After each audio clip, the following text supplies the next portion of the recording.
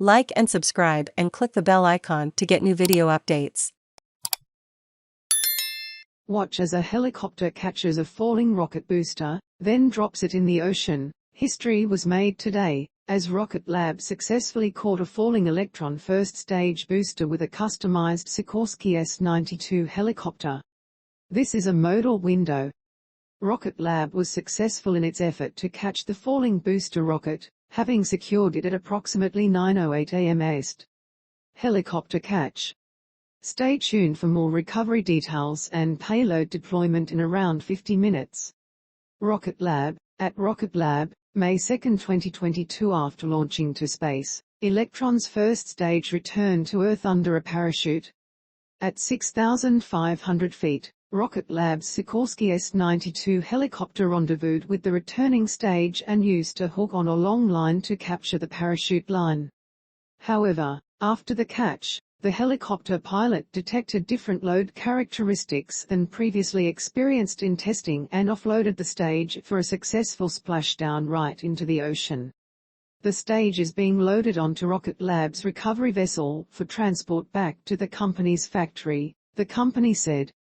Original article continues below. California-based Rocket Lab is targeting no earlier than 8:41 a.m. East for launch of the company's rideshare mission, dubbed There and Back Again.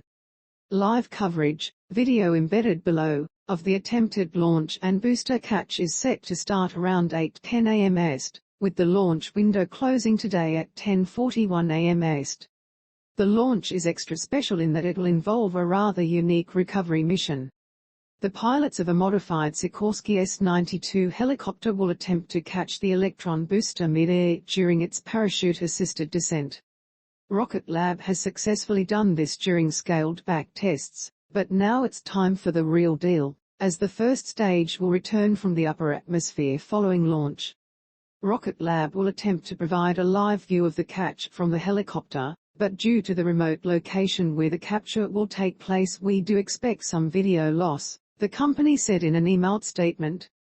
Electron is vertical on the pad at Launch Complex 1 for pound there and back again. pic.twitter.com/TK806 Runny, Rocket Lab. At Rocket Lab, May 2, 2022. Upon success of this recovery, Electron will be one step closer to being the first reusable orbital smallsat launcher, the statement said. Should Rocket Lab be successful, it'll become just the second company to have a reusable booster stage, the other being SpaceX, with its Falcon 9 rocket. Launch of the Electron will take place at the company's Launch Complex 1 Pad A on New Zealand's Map Peninsula. The rocket will attempt to deliver 34 small satellites to Sun-synchronous orbit for such customers as Orb Orbital, Asterix Astronautics, Aurora Propulsion Technologies, and eSpace, among others. A successful deployment will bring the total number of satellites launched by an Electron rocket to 146. Around 1 hour prior to liftoff, the recovery helicopter will move to its position inside the capture zone, roughly 278 kilometers off New Zealand's coast. The Sikorsky S-92 helicopter is a workhorse, and it's typically used for search and rescue operations and to transport oil and fuel. The Electron first stage will separate 2 minutes and 30 seconds into the mission, and then fall back to Earth at speeds reaching 8,288 kilometers per hour.